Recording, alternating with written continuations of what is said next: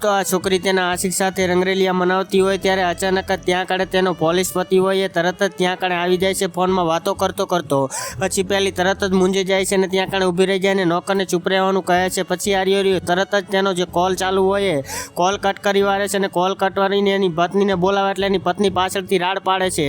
તરત જ તેનો પતિ હોય એ પાછળ ફરી જાય છે અને પાછળ ફરીને જોવા લાગે છે અને પછી આવીને તેને કહે છે કે અરે યાર આર્યો અહીંયા કડે શું કરે છે ને આ કોણ છે।